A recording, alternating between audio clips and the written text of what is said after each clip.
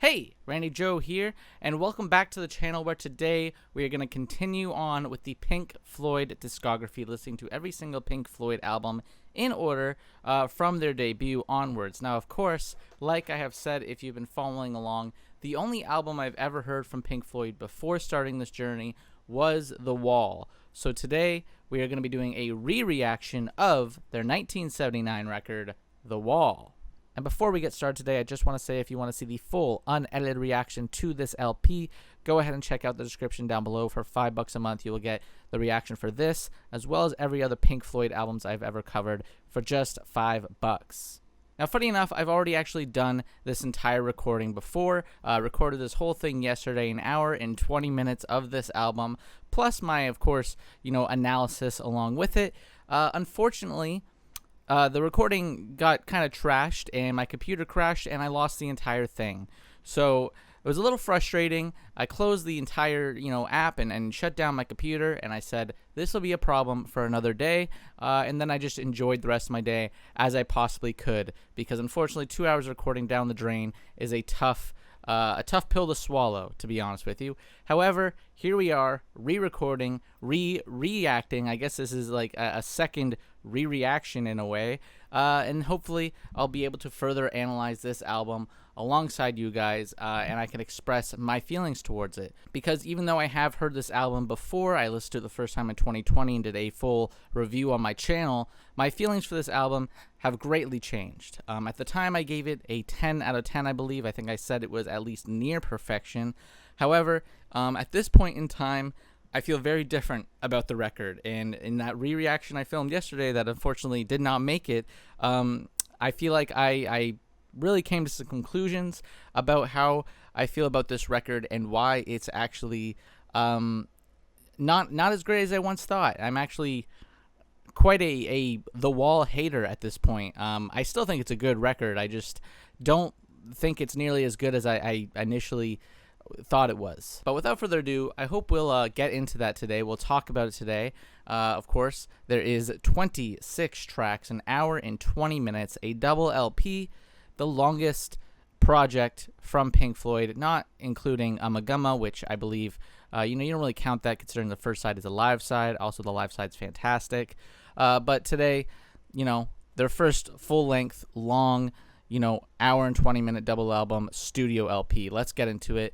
In the Flesh, the first track. Now, of course, keep in mind, Roger Waters was heavily inspired when making this record by his own life. This thing is very much autobiographical in some sense, while taking some inspiration from Syd Barrett as well, who became very isolated as a rock star in their early Pink Floyd days, and eventually kind of faded away, arguably into obscurity. But Roger Waters also taking from themes of war, because his father went to war when he was very young, growing up with a mom, and of course some personal feelings from their previous tour, the Animals tour, where it got to the point where he spit on a fan and realized he had become too hateful and resentful, I think, in a way, which again played a big part in the second half of this record.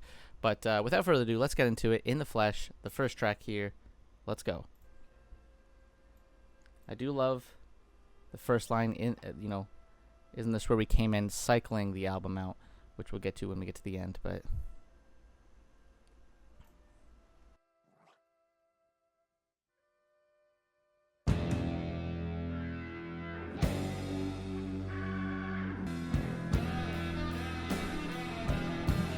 I do love how smoky this atmosphere is kicking off the album,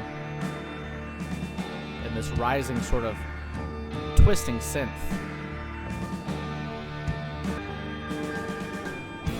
Oh, I love that ascent, and now this long descent, which feels almost kind of fumbling.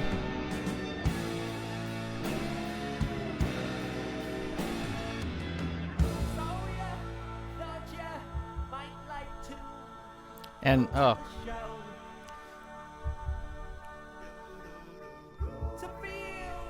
vocally, I'm not a fan. That's going to be one of my first complaints right off the bat. Again, huge fan of everything prior to The Wall. I think Animals is a near perfect record, if not a perfect record. It's a perfect record. The Wall, Vocally, though, I will say, he does this little bit of a switch up. It gets a lot more theatrical, which is where a lot of the problems really start to stem, I would argue. Vocally,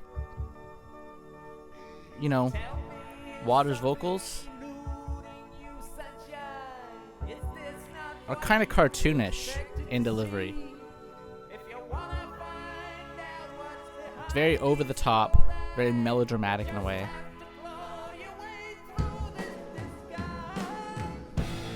But man, musically, this track is quite a beautiful kind of cascading epic.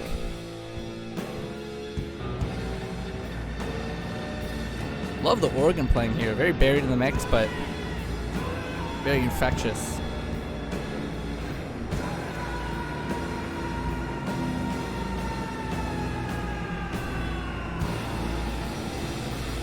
And it comes crashing down into this. Oh, that plane.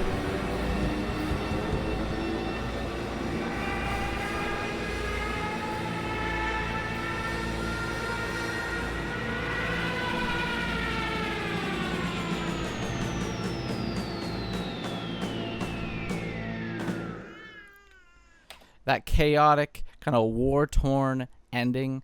Again, very much focused on the themes of war there. Here is The Thin Ice carrying on. Let's keep it going.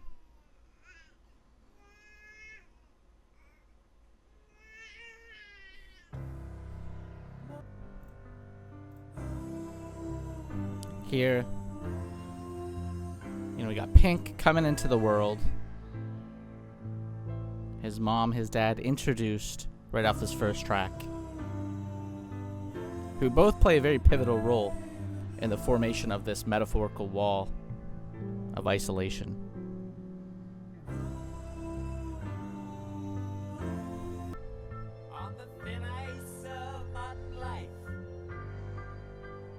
I like the piano work here. Very light, very simple.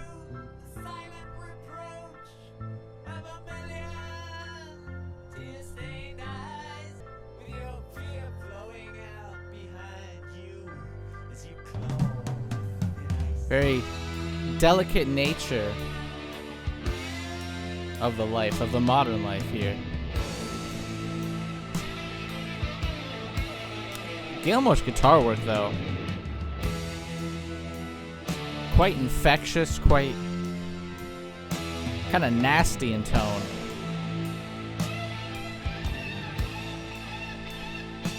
Sometimes I wish it was a bit more clear and pushed to the forefront. But at least he has his moment to shine here. Again, a decent track. It's solid. Let's go into another brick in the wall. This is going to be the three-parter that very much, I think, makes up some of the best elements of the first half of the LP. And just the LP in general, really.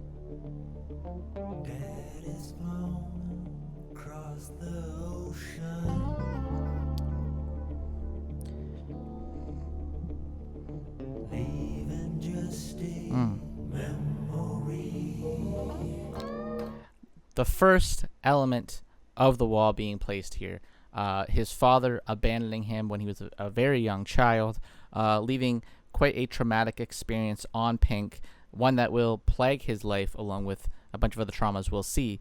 One thing I like about this record, very much ahead of its time, I think, dealing with traumas and how they could kind of reflect on your mental illness and really isolate a person. Whether or not he's pulling from Sid or himself here, either way, very much a kind of interesting, ahead of its time topical theme that gets a little interesting as the record proceeds. But again, I'm a big fan of the metaphor of the album, of the wall. As simple as it is, it's effective. Oh, those guitars, wavery.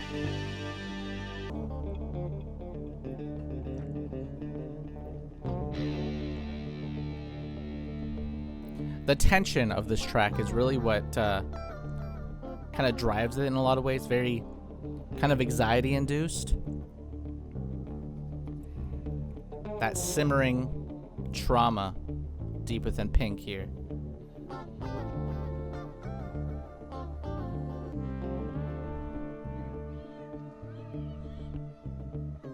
That synth coming in. Richard Wright, rarely allowed to play on this album, it seems. At least when he does, his presence is known there.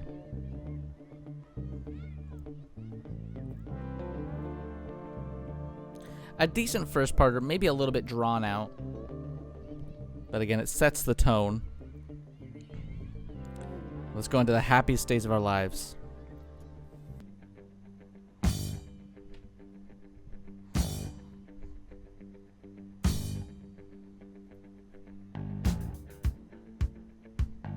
I love how punchy the drumming is. Pushed to the forefront.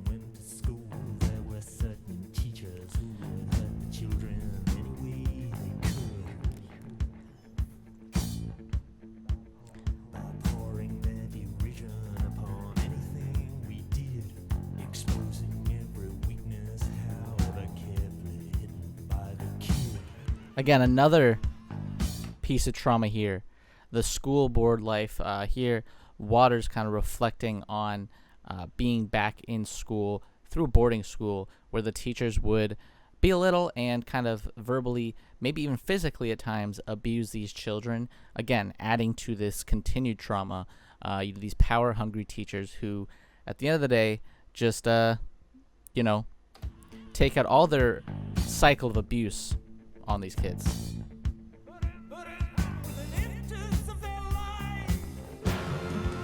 Continuing a cycle of abuse. Another ahead of its time theme. So again, I'm getting at that.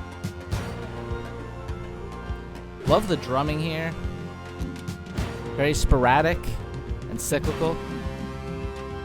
And let's go to part 2, Another Brick in the Wall. Oh. That kind of rising anxiety is still there in the mix, but I love how slick and kind of laid back a lot of the grooves are on this track. It's really what makes this track so catchy.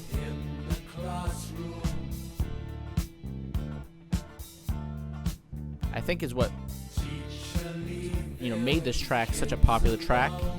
Just the confidence, the slickness in it all.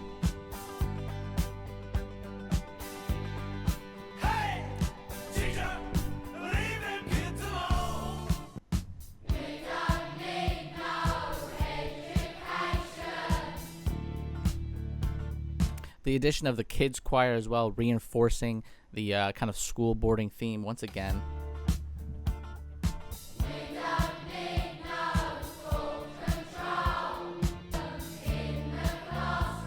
And again, thematically, especially side 1 of this record, is fantastic. Love seeing the trauma building up here.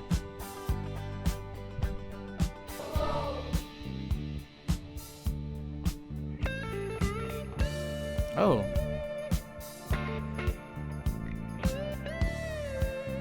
And Gilmore, of course, as emotive as ever with his guitar work.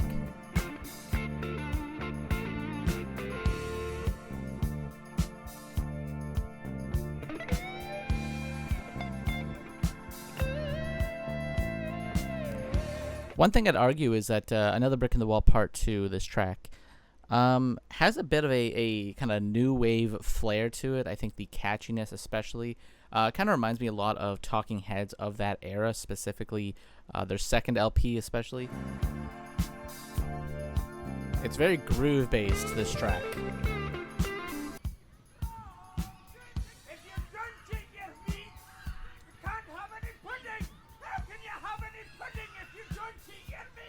It's facts. These teachers yelling at the children here, belittling them, withholding great pleasure. But of course, this is a classic track. Love it. And again, adding to the metaphor of the wall, Pink adding another brick. Here is Mother, which is probably my favorite track on the LP. I think Mother is up there as one of the best of this record. conceptually, musically, thematically. I'm a big fan of this one. The acoustic leaning of it all too. It's a nice twist.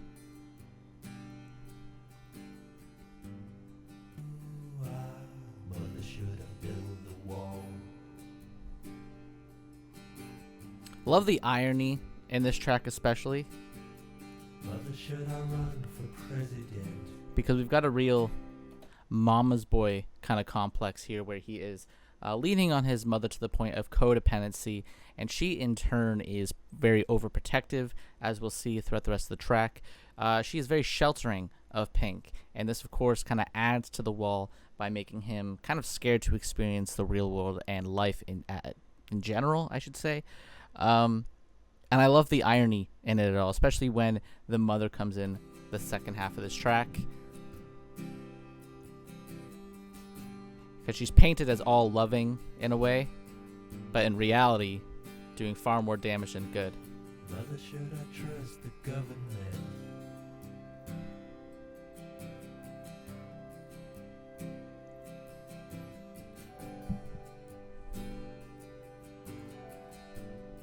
Themes of government oppression and, of course, the war. Another continued theme in the record. Don't you cry. Mama's gonna make all of your nightmares come true. Again, I love this irony, love the songwriting. Mama's gonna put all of her fears into you. The fears and nightmares especially, I think, is kind of a humorous line because she's singing it with such love here. It's performed in a way that it almost seems like she's doing a good thing. Yet, of course, lyrically, it is quite overbearing and damaging, holding him back. Mama's gonna keep, of course, Mama's gonna help build the wall. Again, his mom only adding to the trauma, only adding to the wall as we soar away with this guitar here.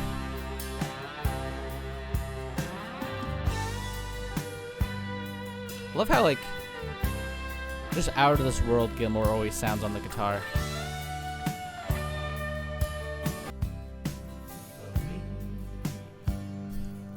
That need of approval. Mother, do you think she's dangerous?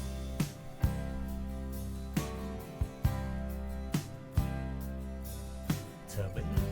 Certainly foreshadowing what's coming in the next few tracks with the soon-to-be woman in his life.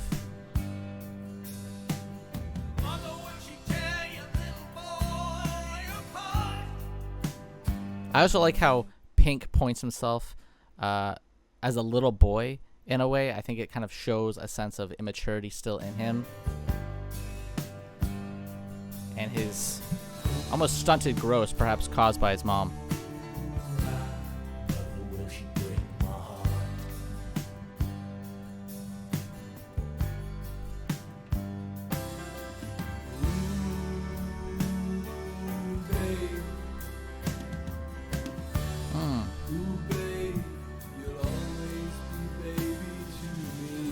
Again, I think showing that the mother will not let him become a man here with that line.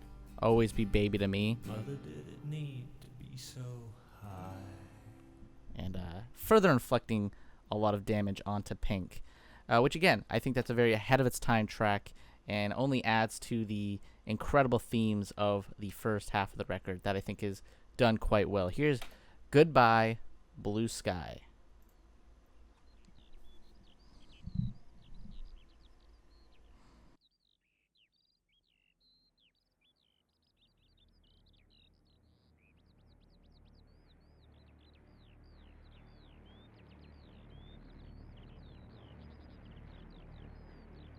Look, Mummy, there's no plane up in the sky.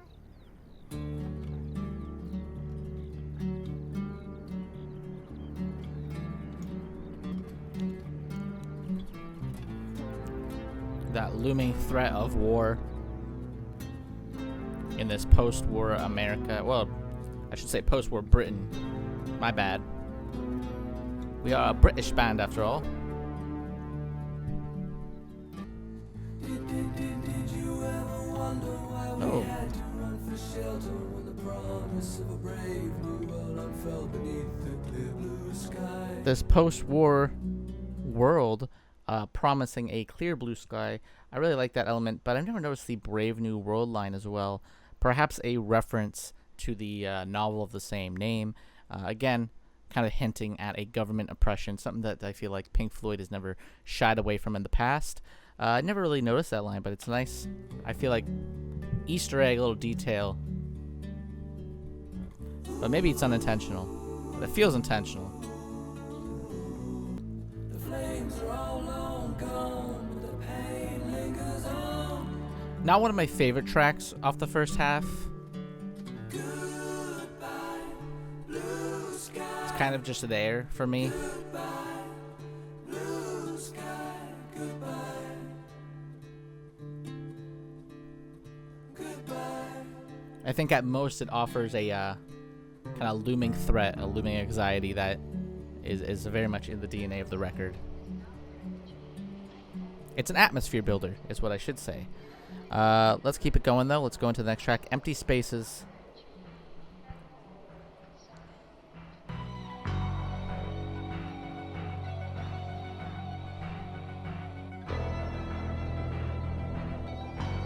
A sense of dread and the very simple growing mix here.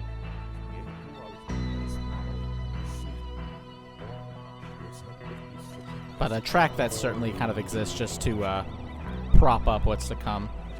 What shall we do? Stop, how shall I fill the final places? How should I Pink is looking for a way to end this metaphorical wall. Make it, build it up. And we kick off on a Young Lust, one of the best tracks off side one, especially. Musically, I think this is one of the better tracks of the album, especially. A great sense of confidence in it. It's slick, it's dirty, it's grimy.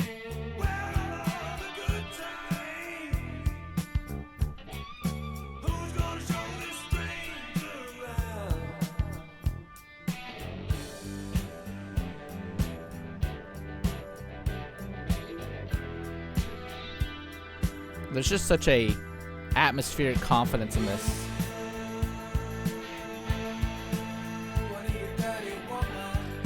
On the prowl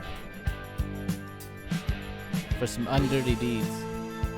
Some dirty deeds, I should say.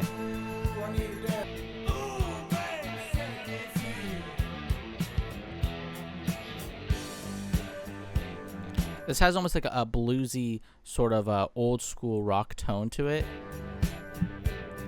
It feels, again, it feels very grimy, very sex-induced, which is fitting for the theme.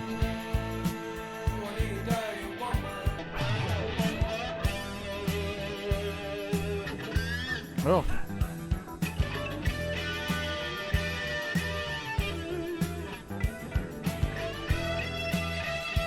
That guitar. What a gnarly mix.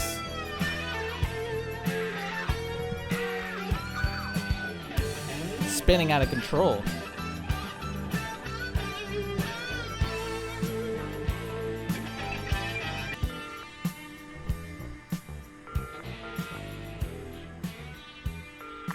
And here we got Pink, I believe, contacting his wife here. Floyd, Mr. Floyd, for you accepting charges from the United States. How are you feeling up? Is your residence? I wonder why you hung up. Is there supposed to be someone else there besides your wife there to answer?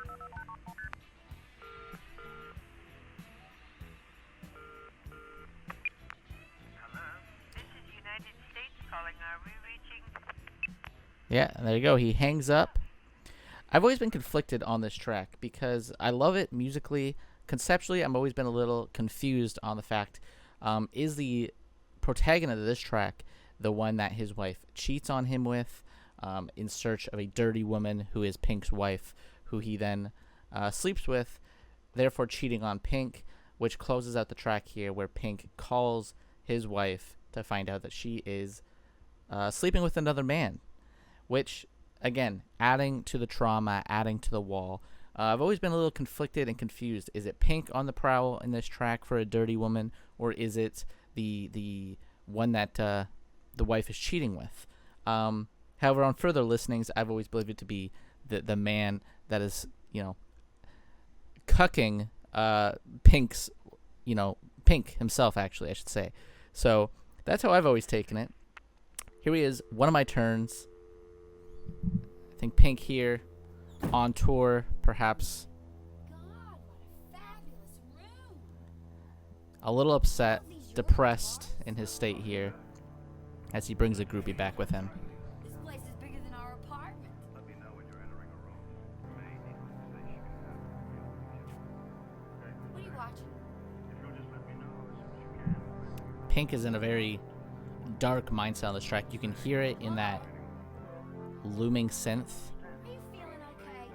Day after day, and in his vocals especially. I think it's quite turns grey, emotive and theatrical. skin on the dying man.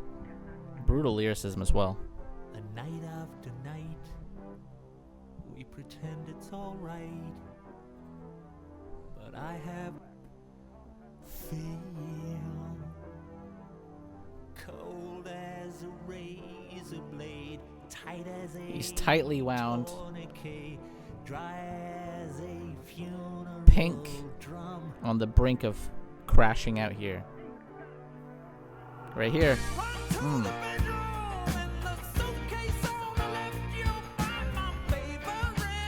Here he is in the midst of a breakdown through this manic episode.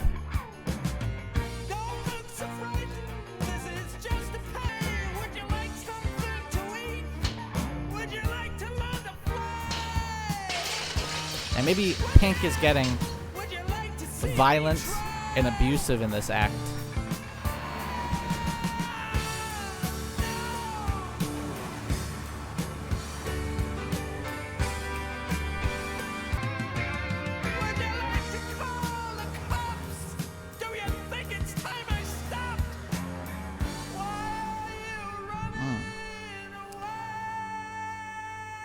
And that's it. Pink breaks down, crashes out, smashes in a TV, I believe. And here we see him in a depressive state right after that manic episode. Again, very ahead of its time in terms of mental health and addressing the manic depressive state.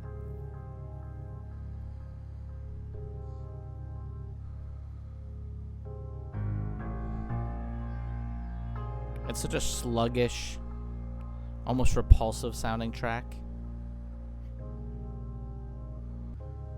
Don't say it's the end of the road. Love the rocking organ. The flowers I sent. I need you, babe. Kind of keeps it hanging on just barely to reality. But throw the shredder in front of my friends, oh, babe. Waters vocally, like I said, very theatrical here. Don't leave me now. On a lot of the LP, very almost a musical focused. As he pleads here. How could you go?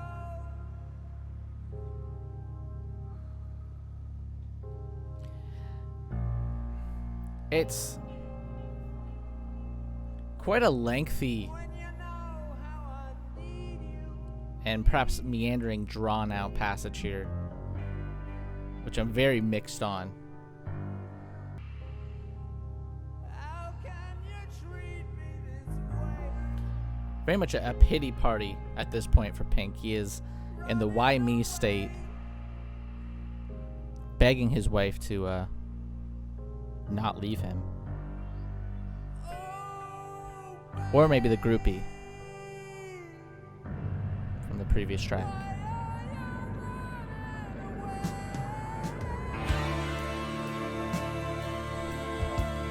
See, I love when it sinks into this. Quite meditative.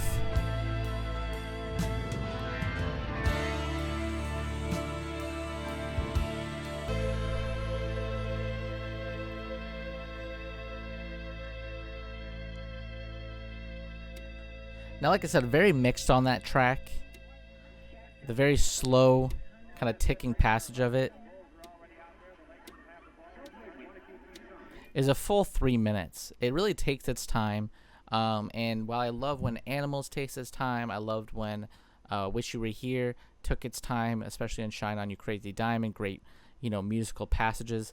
The grooves on those and the overall kind of tone and atmosphere was far more, I would say, appealing. It really kept you leaning in.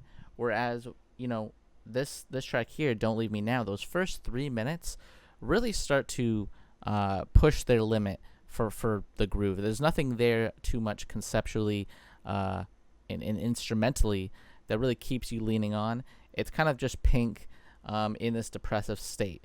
I think it works great for the theme of the album. I think it works great for the story of the album. But I think musically is again, one of my issues with the album is that there are a lot of parts that feel a little bit too drawn out or just kind of devoid of some great kind of grooves or licks that kind of keep things moving at a nice pace. But carrying on, here is part 3, another brick in the wall. Here we are, Pink. Pink is going to finish up this wall.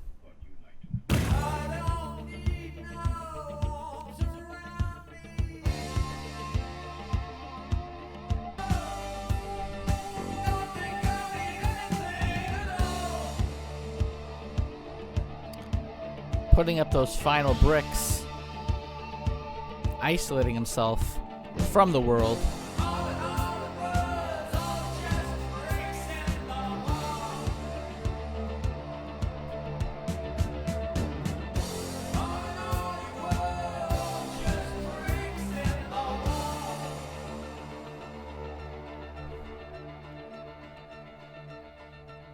And we are Goodbye Cruel World, the end of side 1.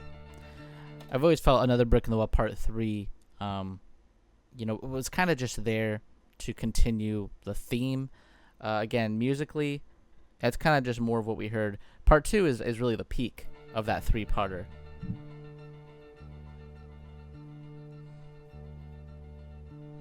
But here we are, Goodbye Cruel World, where he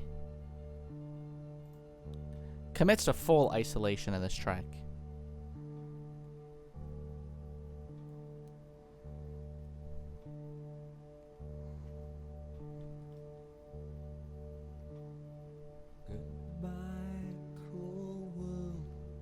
Love the kind of insanity of the last track, though, still going away at the right side. Goodbye. There's nothing you can say to make me change my mind. Goodbye. And that closes out side 1. We will, of course, start side 2 shortly, but I just want to say what I have to say here, which is I think side 1 is fantastic in terms of creating this concept, which at the end of the day, I think the best thing about this album, the thing that really makes this album stand the test of times, is the themes of the album and the album's concept itself, this metaphorical wall, this sense of isolation, themes of mental health and trauma kind of plaguing a person throughout their entire life. Very much a ahead of its time theme. Very much something that I think will be forever timeless. Musically, I think side 1 is, has some full-length tracks that certainly kind of justify the runtime and make it feel much fuller of a record. But there are quite a few elements of this first half that have always bothered me in terms of just feeling like, a little bit of filler, too much filler. Tracks like I said, that first 3 minutes of Don't Leave Me Now is a little bit too meandering. I think it could be cut a little bit. Goodbye Blue Sky is kind of just, to me, a filler track, in all honesty. It doesn't do much for me personally. Empty Spaces, I'll say the exact same thing. It's 2 minutes for why? Like, why is it even there? it's just a track that feels like it has no sense of direction and is really only there to kind of pad out runtime and only add to the narrative of the album. Yet Empty Spaces only has about 4 lines of lyrics. So again, it's another one where I just feel like a lot of it is only existing to add to the theme of the record, which again, a very strong theme, but this is a double album.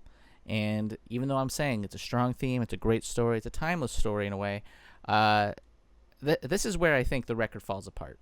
Because we're about to enter part 2, disc 2, and like I said at the beginning of this video, when I first heard this record, I loved it, but I had some issues with second side here with the side 2, and as we get into it, I'll address those as we get to them.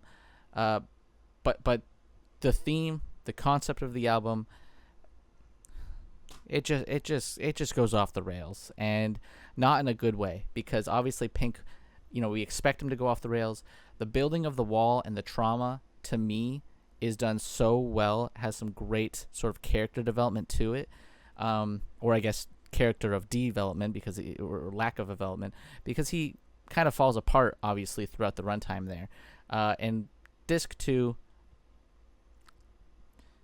it just doesn't feel like it justifies the remaining 40 minutes, but whatever, let's get into it. Hey You, the first track off disc 2. Pink is now isolated, alone, locked away in his room, in a very depressed state. I believe it's a hotel room here. He crashed out, destroyed his belongings, destroyed everything around him. And we're going full hermit mode here. Hey you, out there in the cold, getting lonely, getting old, can you feel me? I believe it's Gilmore singing here, who I think Standing in the eye. I think vocally Gilmore delivers on a much more kind of forward sort of vocal style that doesn't feel nearly as theatrical as Waters. And my problem is with this record, I think Waters sometimes is pushing it too much in the theatrics. I think he's doing a little bit too much to make it a little campy. And it kind of loses any sense of credibility in my eyes, because it almost becomes parody. But Gilmore sounds solid here. Hey you, don't help them to bury the light. Open your Wow. heart, Gilmore, great vocals, coming home. a very warm passage.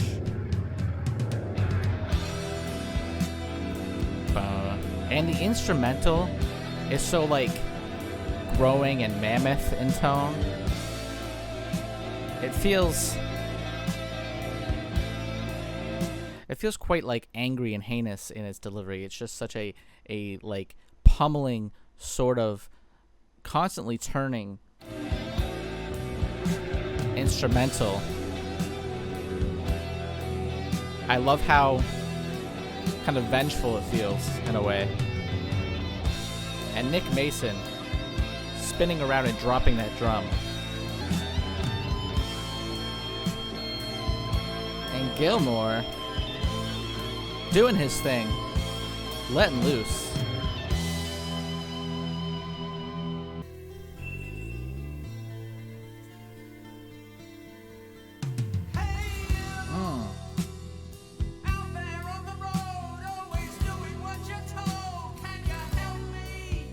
Right here.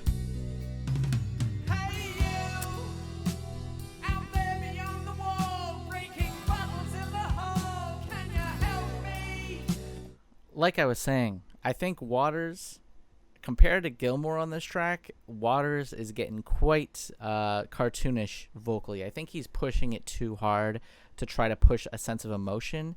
And doing so, it kind of feels like a facade. It feels very fabricated in a sense. Whereas Gilmore is so...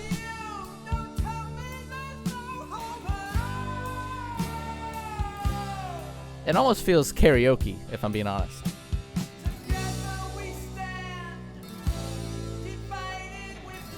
I'm not a fan of Waters' vocals, especially, is what I'm saying. Gilmore, though, has a good sense of restraint, makes the emotion feel a lot more palpable and raw in its delivery. Here's Is There Anybody Out There? Pink still locked away in his hotel. Very much isolated.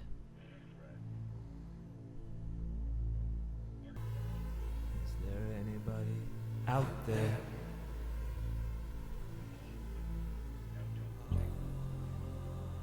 Another almost ambient-like track. Is there anybody out there? And at its core, really just a tone setter.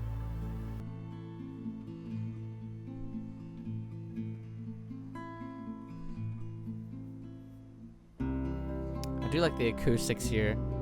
Not sure who is taking over the acoustic duties here. Could be water, but it's quite clean. Very sparse. These strings adding to the sense of desolation that Pink is in. Let's go into Nobody Home.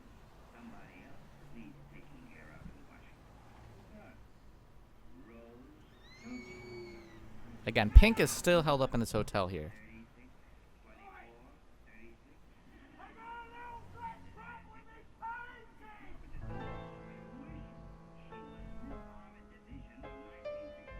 The piano work here. We don't get a lot of piano on the record, but I really like how crisp and clear it is on this cut. A little black book with my poems in. Got a bag. I got second sight. Again, very Got amazing rising in theatrics here. powers of observation. See like a spotlight on waters. That is how I know there'll be nobody home. And as we get to side 2 here, like I was saying, it becomes a musical. We start to really leave a lot of the rock aspects behind. There are of course some tracks coming up that are very much rock focused, Comfortably Numb for example, but there's still a musical sensibility to it that I think, I don't want to say plagues the second side, because if you like the musical aspects then it'll be right up your alley. However, I always found that this album is quite, it's struggling on what it wants to be. Does it want to be a musical? Does it want to be a prog rock album? It kind of leaves a lot of the prog rock elements behind in favor of the musical style that it kind of embraces in the second half. And it gets a little campy, especially the further we get into the mix. The further the album goes along, the campier it gets. I'm going to say it now. I know it's a hot take maybe, but I find it gets almost a little bit too parody of itself, and almost kind of feels like it's making fun of concept albums and prog rock albums in general. I don't know. It's an interesting LP in that sense, but let's keep it going. Also, I want to say, speaking on concept albums, this track especially gives me strong Berlin vibes by Lou Reed. That album is fantastic, a great concept album that again still has a sense of maybe kind of musical nature to it, but is delivered in a much more rock and kind of dirty blues sound that I've always been a fan of. Great record, Berlin, Lou Reed. But I wonder how much influence and inspiration Waters maybe took from that record, if at all. But it feels like, at least with this track and the piano, there's got to be some crossover, right? I got the obligatory Hendrix pen, and I got a strong urge to fly. Like here, he's belting it out. You can picture an audience before him. Nowhere to fly to. Fly to, fly to, fly to, fly to, fly to. I got a pair of Go Hills boots, and I got fading roots. Let's go into Vera. Again, continuing themes of isolation here. We go into a bit of a post-war theme that has been carried out throughout the record. Here he speaks on Vera Lynn, who was a kind of post-war advocate in a way for the American dream, from what I gather, that offered up this whole bright new world. It was part of that after World War II kind of dream world that I feel like a lot of people felt they were promised. Pink kind of dealing with the reality of such, realizing that maybe it was not such a guarantee after all. But Nobody Home, like I said, like it's a decent track, but it starts to shift the album, I find, sonically at least. Does anybody here remember Vera Lynn?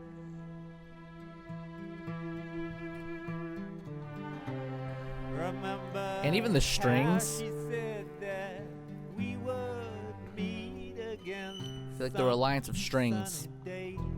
adds to the very theatric approach.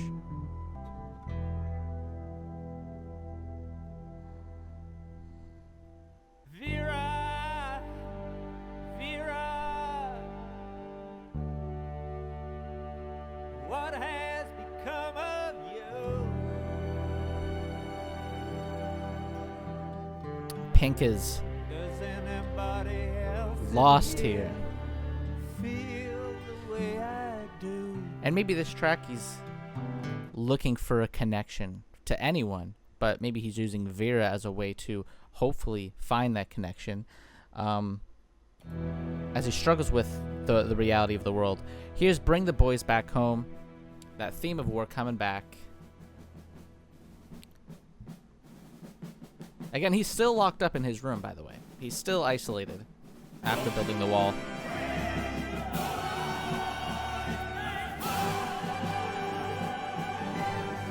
Like,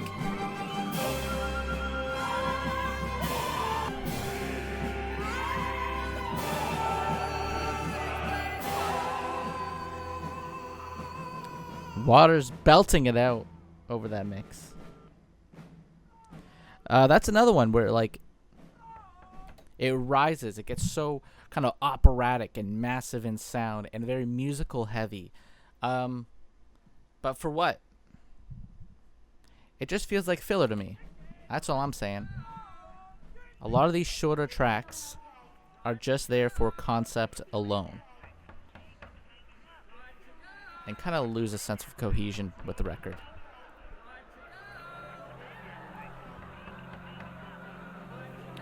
But let's go into Comfortably Numb.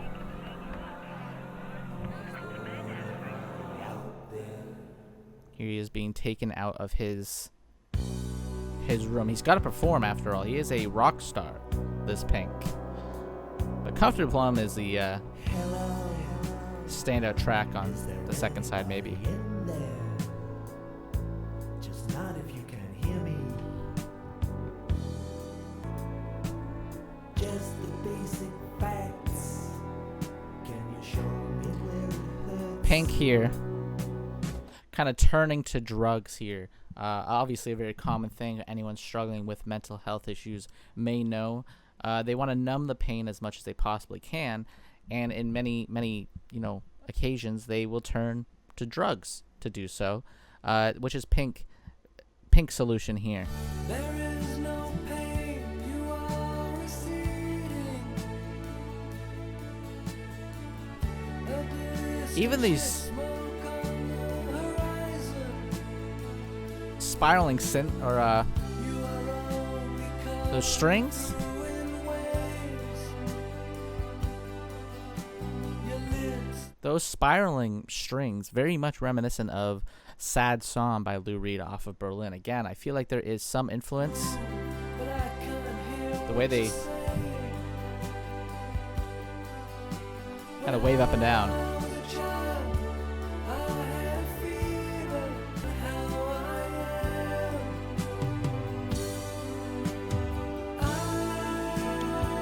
am. I do love this. That rising, Become comfortably numb. floating kind of energy here. And here we are, drugged out, numb as can be. And Gilmore, our soul trip sitter, perhaps, guiding us through it all.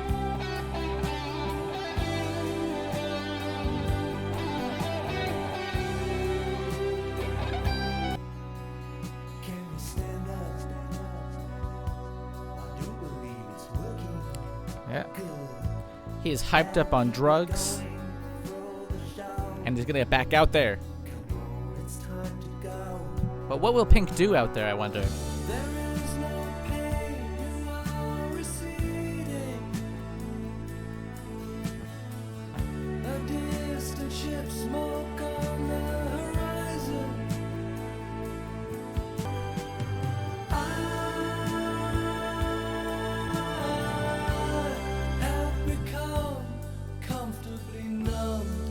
I love how like ethereal and kind of otherworldly this track feels. Very much like a drug trip, you know? And Gilmour is like probably Gilmour's best soloing on the album is on this track. He just lets loose.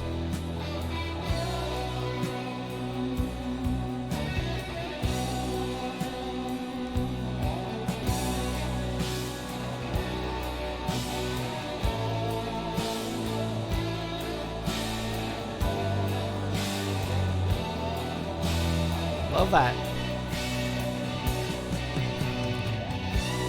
Like the smashing feel to it all.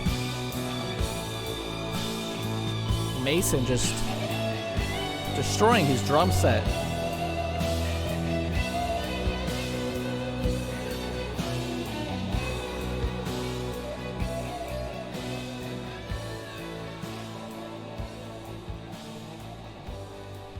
And I actually think this is one of the best songs on the album and would work great towards the end of the LP if things were done differently, because now we're going to go into the actual concert portion. Pink is now hyped up on drugs, and he's going out onto the stage. He's got to perform.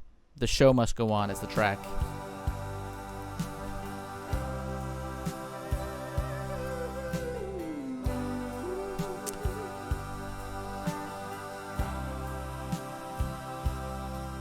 He still has this wall up in his head, this sense of isolation.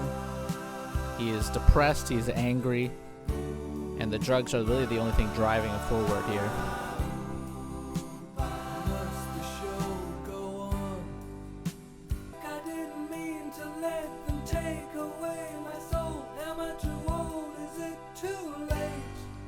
Maybe there's still a bit of good in Pink left, trying to break through here.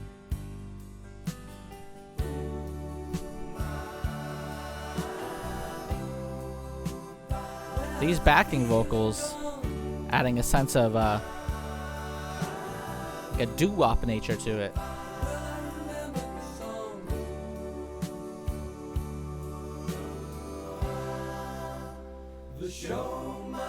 Ooh. Those harmonies. And now we enter In the Flesh, carrying on from the first track, retreading. Here we are kind of catching up with everything. I will say, one thing I never noticed until I did my re-reaction, the one that I filmed that I lost, unfortunately, that I actually really liked, the doo-wop nature that kind of comes into the second half, even though, again, stylistically, it's very scattered, this LP, but that doo-wop nature, if I were to say one thing, again, it adds to the concept, especially the themes of the kind of post-war American dream, given that it was such a popular genre in the 50s and 60s, and here I feel like you can really hear it in the mix, kind of adding to the theme, especially, you know, those backing vocals. But here's In the Flesh. Pink is now on stage. What's he gonna do? Surely nothing crazy, right? He's full of hate, but how hateful?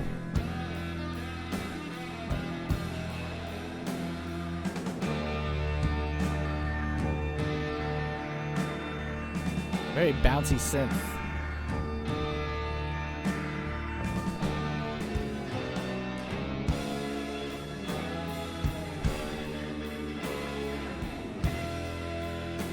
Even that organ feels aggressive.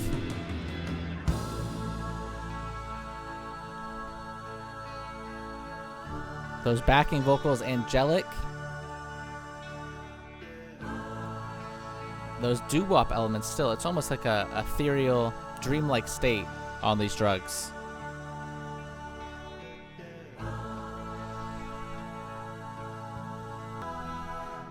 So yeah,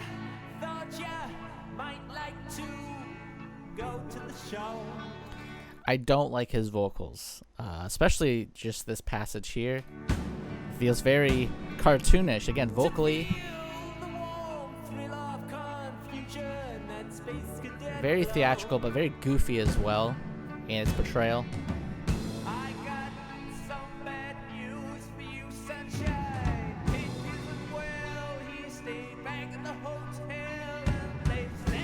I don't know if he's supposed to sound angry or crazy, but it almost feels too silly.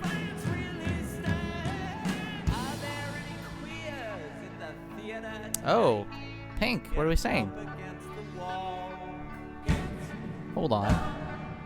There's one in the spotlight. He don't look right to me. Get him up against the wall. And that one looks Jewish. And that one's a cool.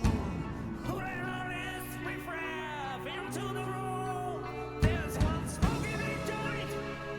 And another with spots. If I had my way. Yeah, musically, this track is great. I think in terms of the instrumentation, it's got this great sort of growing evil tension to it. Performance-wise, I think vocally, Waters is a little cartoonish, but the sudden shift is what always has bothered me with this LP. You get to the second half, you spend like 5 songs held up in a room, isolated and alone, with tracks that only kind of exist to just add to a theme of the record and a concept, whereas musically they're pretty devoid of a lot of build up or tension or really anything musically that feels unique or strong. They kind of just exist to build up a theme, like I was saying. But on this one, he's hyped up on drugs. I get this was inspired by Waters spitting on a fan throughout their Animals tour, and he felt very hateful towards a lot of his fans. And you could take some fact that maybe, there's some inspiration pulled from David Bowie in the 1970s, 1975, through his Thin White Duke phase. He became, doing a lot of these fascist-like movements that really he shouldn't have done. And in the modern day, of course, have people like Kanye West who are stating some very anti-Semitic remarks. But it still feels like such a sudden twist with Pink becoming kind of like full evil dictator mode, very hateful and angry. I get that it makes sense evolution-wise. It just feels like such a sudden turn. Maybe he's in this manic state. But I've always kind of felt the album was a little too quick at this point. It kind of loses a lot of the kind of careful, meticulous pacing I think that the first half has. And narratively really starts to fall apart because 5 tracks alone in the room is way too slow. And then we get to this, again, fascist dictator Pink way too quickly, too hateful, to outright just saying slurs in some of the tracks here. I don't know. It's just a bit too stark of a turn for my liking. And it also kind of just breaks a lot of the sense of sympathy you might have for Pink. You do feel bad for him. He's obviously dealt a really bad hand at life. But getting to the point where you are being openly racist, anti-Semitic, in your concert here as a full dictator, it just becomes hard to sympathize with. Maybe you got to take a step back is essentially what I'm saying. That being said, I have a bigger issue that comes in later. So this one I will let slide a little bit because I think musically it's fantastic. I just really feel iffy about the pacings, especially. I think it gradually could be done better.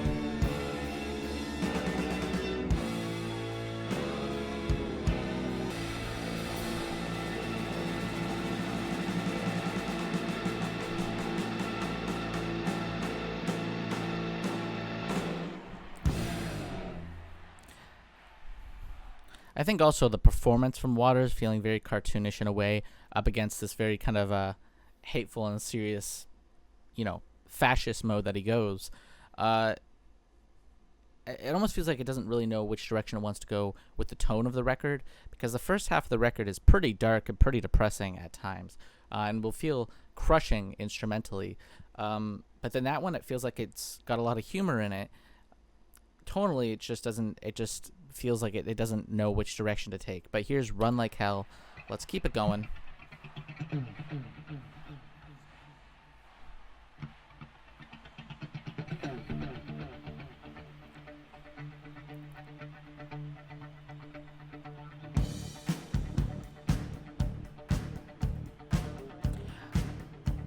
This is another one. Musically,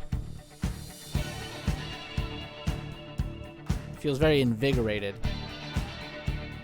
Still carrying on from the previous track.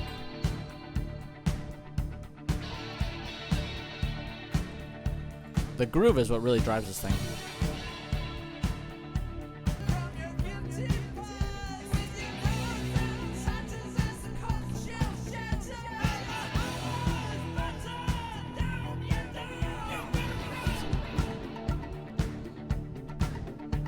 Love the drumming here. Especially those like bongos, quite sporadic. And brief as well. A nice little taste.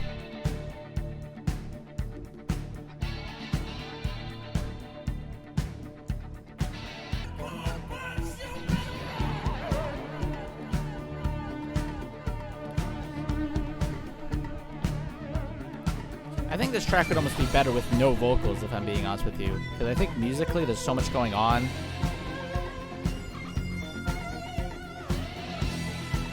Where else, I couldn't care less about the vocals on this track.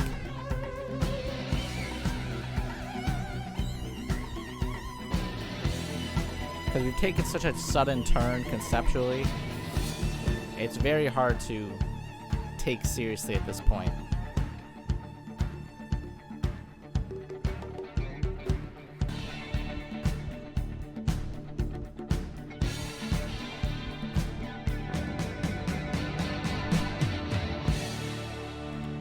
A decent track overall. Musically great, lyrically, vocally, doesn't do much for me personally. We've got the full fascist mode.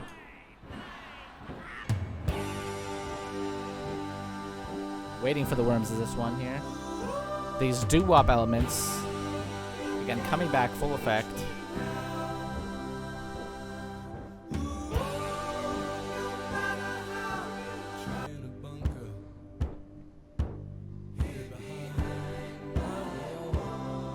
Pink still safe behind his wall.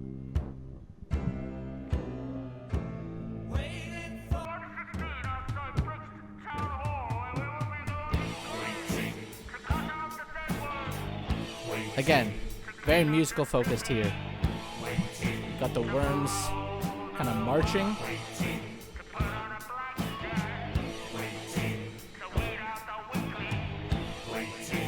And that continued waiting.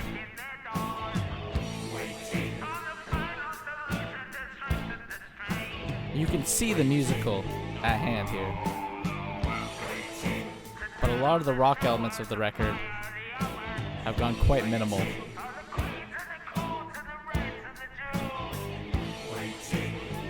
But yeah, here we are. To turn on the showers and fire the ovens for the queers and the blank and the reds and the you know. I'll leave those because I don't know how YouTube's going to feel about, you know, me saying any of those especially.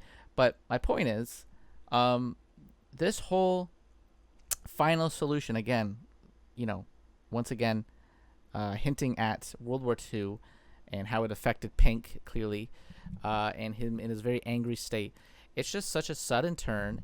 And I also think, you know, lyrically, musically, a lot of this section of the record just feels very confused, conflicted on which direction and tone it wants to take. Is it comedic? Is it serious? Is it violent, dark, and brooding? Is it all of the above? Maybe. But when you compare it to just how consistent and cohesive the first half is, it really just kind of feels like almost like a parody. Like it almost feels like two different people wrote this album, and whoever the first writer was far more competent at consistent and, you know, unique, cohesive writing than whoever is capable of side 2. Because here, Would you like to see Very hard to even care for Pink at this point.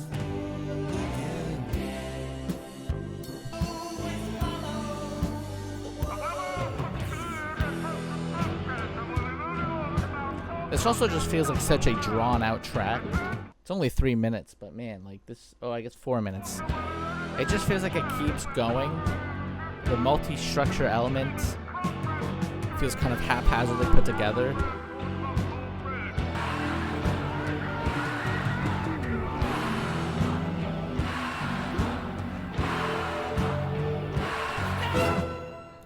All right, let's go to stop. A quick 30 seconds.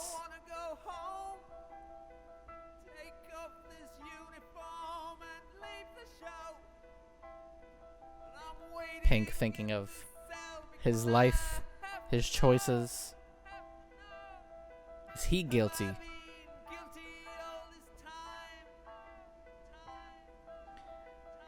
Guilty of what, you may wonder? Guilty of the fascism, maybe. But let's go into trial where they, you know, this is the I guess the climax of the record in a way. You know, the wall is now fully built. He's done his full fascist turn. Now, he is now on trial, I think mentally here. Maybe it's the worms on trial with him here. And you see a few testimonies come out. A few people come forward from his trauma. And you see his final sentencing, you know, how he should handle the trauma, essentially. And it is the worms. I mean, the worm is the judge in this case. Again, the whole worm thing, too, is just so, like, randomly thrown into the second half of the LP. Like, where did this come from? It almost feels like Pink Floyd, when they were writing this, was, like, in the midst of making a very solid first record about isolation and kind of, like, the fall of man through trauma. And then they just, like, were writing a second album, and they were like, what if we just smushed them together? Because this whole aspect, I feel like the whole, you know, government fascism overturn in the second half could be its own record that is much more musical focused and much more maybe, you know, humorous, and it wouldn't really impact the first half of the record. But here we are with the trial.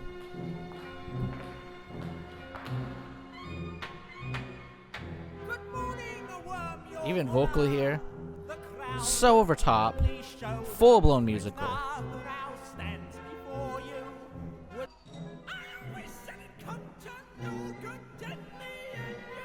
Here's the teacher coming forward, who argues that maybe there should have been more abuse for Pink. Again, humorous, but why? Oh, and then this part here.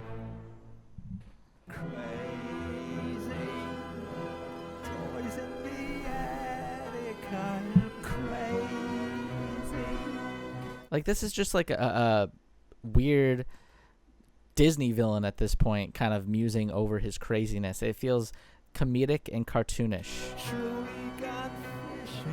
There's no authenticity to it. It doesn't have a lot of heart.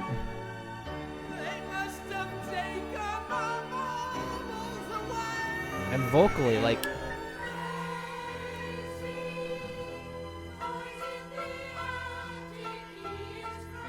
that kids choir back in full effect. Glad to see they're still employed here.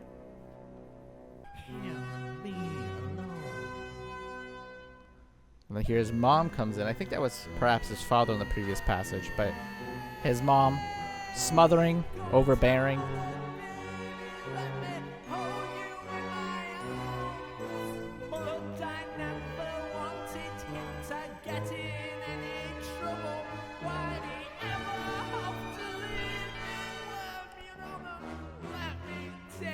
Like the horns, the strings, the vocals, this is a full-blown musical. Full stop. This is not a rock track at all. Let's be honest here. Stylistically, we have gone to we're on a completely different page here. We're on a completely different book, actually, because I think like they've just lost the mark with what they're going for here, and it loses all sense of credibility, to me at least, from how strong that first half of the record is. Let's keep it going, because it gets it doesn't make sense to me. The trial, the ending.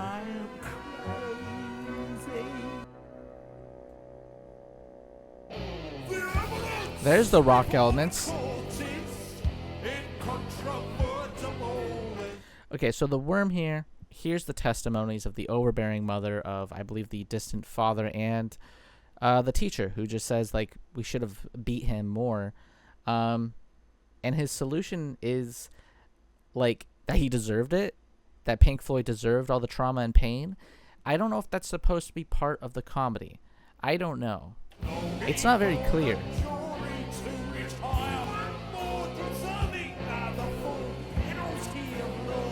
This feels like Oogie Boogie from Nightmare Before Christmas. Like, that's how like musical focused and comedic it feels. It's so over the top. It just feels like a parody of a Pink Floyd album at this point.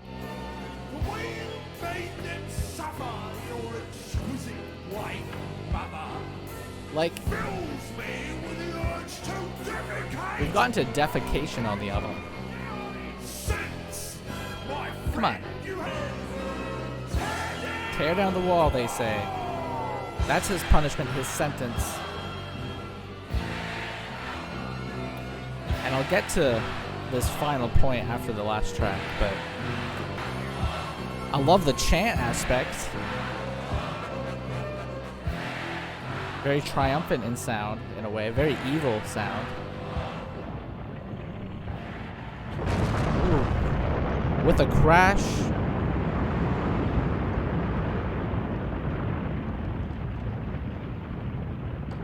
Just like that, with a crash, with a bang, the wall has come down.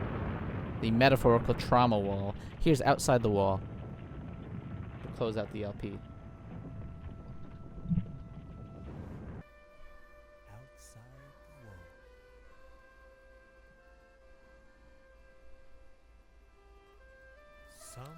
I think the message is, you tear down this wall, and maybe those that are truly caring of your nature will be there for your support.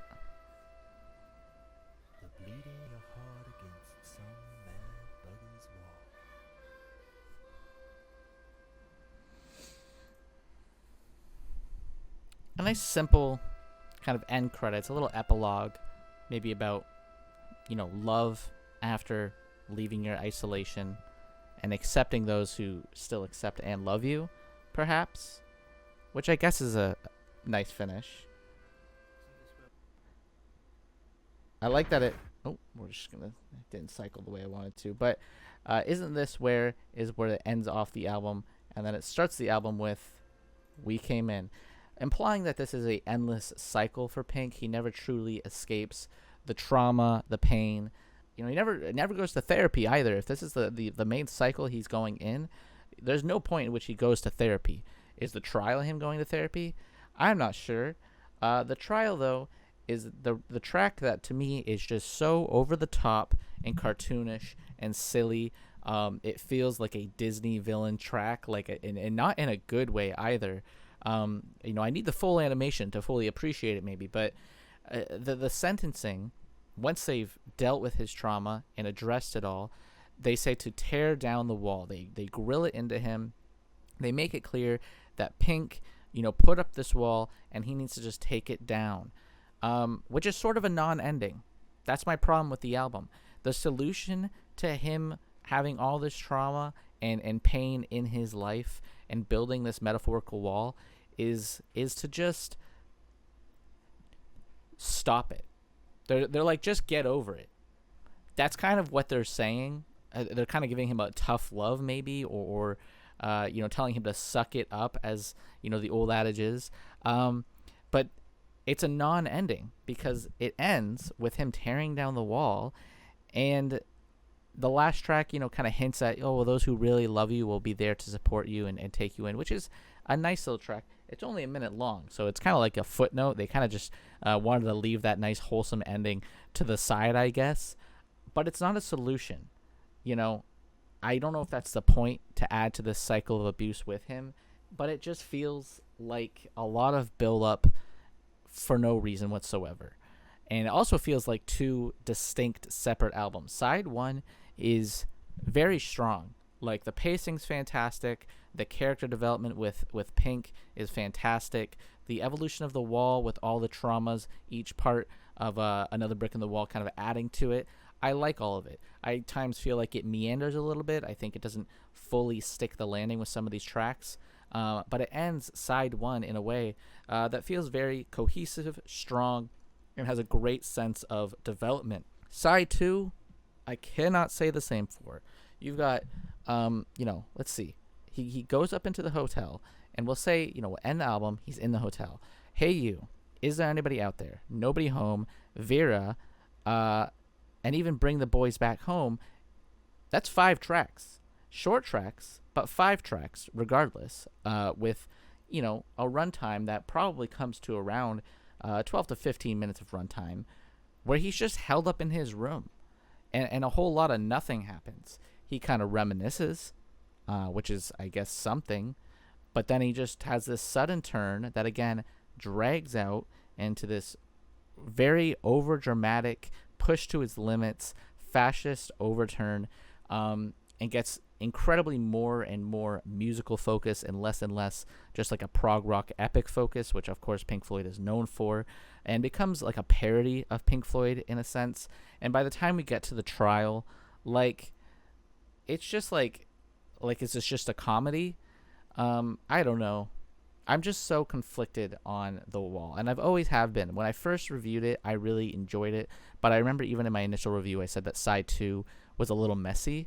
But now here we are 5 years after I first initially heard it in 2020, and I've got to say, this is not my favorite Pink Floyd album by a long shot. I would take quite a few records from Pink Floyd before The Wall. It seems like a lot of critical reassessment in this day and age. People are kind of addressing some of the issues with The Wall. I'm not saying they have to agree with what I'm saying here, and you don't have to agree either. But as myself personally, I think it is so stylistically all over the place. It's so messy. It gets so convoluted, and the pacing becomes all, misshapen in the second half, that it just feels like 2 different writers, 2 distinct ideas that were just kind of haphazardly thrown together. So I'm not a huge fan of the second half, and I'm only a fan of certain elements of the first half. So The Wall, a decent record, but not a great record. And I'll leave it at that, and that will be the end of the reaction today. So if you like the video, please hit like and subscribe to follow along in listening to more albums alongside myself. If you want to see the full unedited reaction of this on the Patreon for $5 a month, go ahead. It's in the description down below. You can check it out if you're interested. But also, if you throw in that $5 for the unedited Wall, content, that includes all my content, including every single Pink Floyd album I have ever listened to prior to this, and those are all first reactions. I never heard any of those before. The Wall is the only one I had heard in full. So if you're interested in first reactions where I give glowing reviews to everything before this pretty much, go ahead and check out my Patreon for $5 a month. But as always, my name is Randy Joe. I appreciate you watching, and I'm signing off.